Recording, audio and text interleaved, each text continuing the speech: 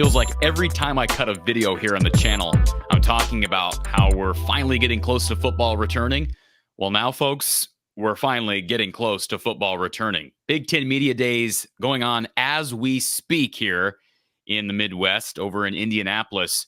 Kirk Ferentz taking the podium today. We've got news breaking, all kinds of stuff to talk about. I'll have a live stream for you tomorrow. Stay tuned to my social media and the channel here at From the Hawkeye of the Storm for details on that live stream. So much to get to. We're going to talk depth charts here for the next couple of minutes. We've got a preseason depth chart, which has been dropped by Iowa football. So much coming up here from the Hawkeye of the Storm. But first, I want to thank our sponsor and a reminder to you, the supporters of this show. Be sure to support our sponsors. And Aura is here to help you protect your information. There's so much out there, folks. So many robocallers and spammers, all these different people who are trying to corrupt your information. Be sure to partner with our partner, that's Aura, and learn about how they can help protect your information. Visit www.aura.com/Hawkeyes. The link is in the description below.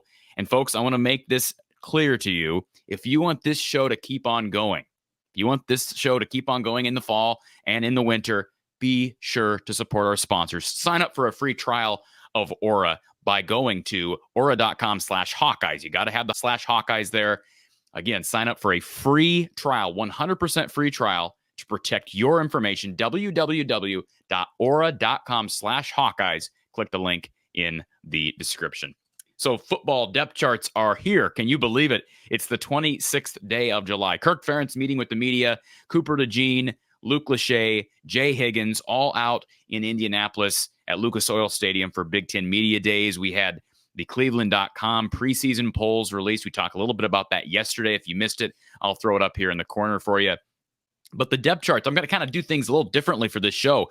I've been out on work basically all day and took a gander at the depth charts that were released, but really didn't study them inside and out. And I thought, when I get back to my studio here, I'm going to kind of just give a fresh take, fresh reaction based on what I see. So I'm kind of looking through this for the second time. We'll say that. And I'll kind of give some dialogue as far as my reaction and analysis to the depth charts that were released and how much should you read into the depth charts that were released today. So let's look at the offense first. You see at the top, wide receiver one is still Nico Ragaini. Regardless of what people want to talk about, these transfers, you got an Ohio State wide receiver we'll talk about. Ragaini, if he's healthy, he's the vet of the group. He's a super senior, and you hope he can have a breakout year. I thought he really came on nicely once he got healthy last year. And then you got a walk-on behind Nico, Reese Osgood at 5'11", $189, redshirt freshman from Franklin, Wisconsin. Jacob Bostic, the 6'2", redshirt freshman from Illinois. He is on scholarship. He struggled with injuries last year. He's listed there as well. Let's slide down to the other wide receiver spot because then we'll kind of talk about receiver before moving on. Deontay Vines down here, you see about halfway down the list. And Alec Wick backing him up. Alec is a local kid out of Iowa City, Regina, played early last year due to lack of depth. He's also, again, a walk-on. Vines, there were rumors that he was thinking about leaving during this past offseason. He ended up sticking around. He and Ragaini are now basically the most experienced scholarship guys, even though Vines has literally played less than a season because he broke his wrist during fall camp last year. Now, some people already wondering, why no Caleb Brown? Why no Seth Anderson? I think this is a prototypical Kirk Ferentz move. And I saw a couple people react that way. Well, what in the world? This doesn't make any sense. Let's reflect on past depth charts, especially preseason. No fall camp has occurred. Seth Anderson didn't play much at all during the spring because of an injury. And Caleb Brown literally just got here after transferring following the spring semester. So even though there are some transfers on here, especially on offensive line, that you may look at and say, well, why are they listed? Receivers, I think, a different position in that you've got some really experienced walk-ons who I think the coaching staff trusts, guys that played last year like Alec Wick. And I expect Caleb Brown to be wide receiver 1/wide receiver 2 by the end of fall camp, assuming he stays healthy. We'll see on Seth Anderson. I've got high hopes for him. He obviously is coming from Charleston Southern, which is not Ohio State. Don't be alarmed by that, folks. I think we're going to see both those guys work their way onto the depth chart. And even if they're not high on the depth chart by season start, it really doesn't matter who's playing the most. Lucas Van Ness didn't start technically last year, still got a ton of snaps. He was a first-round draft pick, so I would not read too far into the wide receiver depth chart here. We haven't even started fall camp. You look at tight end, Luke Lachey, Eric All, Addison Estringa, solid top three. I expect Steven Stylianos to push Addison Estringa. And if injuries occur at that position, if the injury bug comes to haunt that position, they've got plenty of depth, all right? And they've got some young guys who will learn from veterans like Luke Lachey and Eric All. Eric All, boy, he's going to be a stud at Iowa. He was really good at Michigan, smooth, great hands, really good athlete, big kid at 6'5", 250 pounds.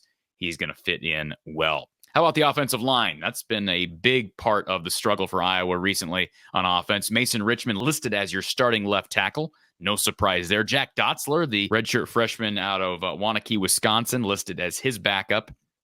Nick DeYoung listed as your starting left guard with Connor Colby backing him up. Interesting spot for Connor.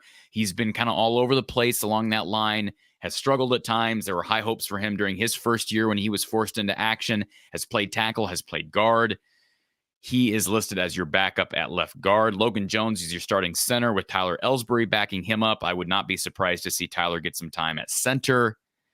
And you've got Bo Stevens as your starting right guard with Rusty Feth backing him up. And again, Rusty just got here. Would not be shocked to see him earn a starting role. There should be a lot of really healthy competition. If there's not healthy competition along that offensive line, then I think no question about it, heading into the following offseason, there are going to have to be coaching changes made specifically with the offensive line staff. And I hate to say that because Brian Ferentz, we've talked about his shortcomings as a coach. Like it or not, he's in charge of the offense as a whole. And we've talked about that up and down. But the bottom line is the offensive line has not gotten it done. They've got personnel everywhere. Someone's got to step up. And I don't think it all comes down to strength and conditioning. You look at right tackle, Jennings Dunker, Dejon Parker.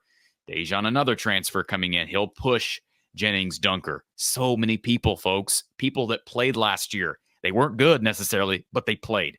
So plenty of competition. Quarterback, no surprises except maybe at QB2. Cade McNamara, assuming he stays healthy, is QB1. Joe Labus, Deacon Hill will battle it out for the backup spot. Looked like Deacon Hill maybe had a leg on Joey Labus during spring. Caleb Johnson, LaShawn Williams, Jazz Patterson, listed as your top three running backs. Remember, Gavin Williams left the program last year. I expect Caleb Johnson to be the workhorse, but LaShawn and Jazzian have really good upside and are different types of backs, not as big as Caleb, but I think both guys will play. Hayden Large, your converted tight end / whatever at 6'5", 250 pounds. He was an intriguing guy during the spring, listed as your starting fullback, wears number 88. Let's look at defense. Defensive line is deep. Of course, Noah Shannon is expected to probably miss time. That's nothing official, folks, but we're just speculating. He is involved in the gambling probe by the NCAA. I expect him to at least miss a game or two. Deontay Craig, your starting left end, Max Llewellyn backing him up. You've got Noah Shannon, Aaron Graves, Logan Lee, Y.A. Black, all on the inside. Ontario Thompson not listed. He transfers in from Iowa Western. You've got Joe Evans and Ethan Herkett, two guys with great motors from Iowa. And then, of course, at linebacker, Jay Higgins, who's representing Iowa at Media Day. Nick Jackson, the transfer from Virginia, who's not played with this team yet. Kyler Fisher, who's a vet.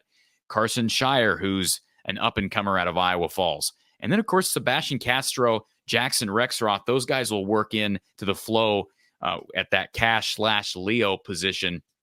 I would expect to see a combination of Higgins, Jackson, and Fisher / Shire at times without Castro or Rexroth on the field. I think there's question marks about that other linebacker spot, and they're not going to anoint Nick Jackson, even though he's an experienced guy. He just got here, has not played with the team. I think that can probably explain a little bit of how the depth chart is situated right now. And I'm guessing that Kirk Ferentz would say the same thing if you really pressed him.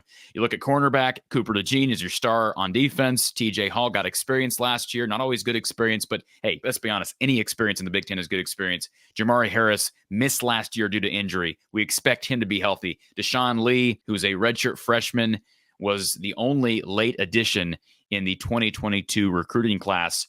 He is listed as the backup behind Harris. Safety, you've got former 5-star Xavier Wampa, Sebastian Castro listed at strong as well. Quinn Schulte, Cohen Intringer at free safety. Quinn getting some early preseason conference hype at that position as well. Special teams going to be as strong as ever. Drew Stevens is your place kicker. He'll also take care of kickoffs, we assume.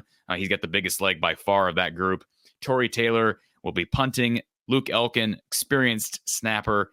And Torrey Taylor listed as your holder. We know that there have been some wrinkles that LeVar Woods has thrown onto the table for Iowa to consider, even with Cooper DeJean. I don't know how active that's been, if that's an experiment that they're still open to trying, or perhaps maybe even one of the young quarterbacks could start holding this fall camp. But we'll see. Special teams going to be really, really strong again in 2023. So again, my overall reaction, pretty much as expected. Some transfers listed, the wide receiver transfers not listed. I don't think that's really an indication of anything other than what I said earlier. Those walk-ons got experience last year, and there's only so many wide receiver spots on the depth chart. Offensive line is going to have a ton of competition. We talked about that. Things can change drastically between now and the end of August. Fall camp starting next week. And again, live stream coming right here tomorrow. Stay tuned for an announcement on the time. Be sure to get your Aura free trial, folks. Click the link in the description below. We'll talk to you soon.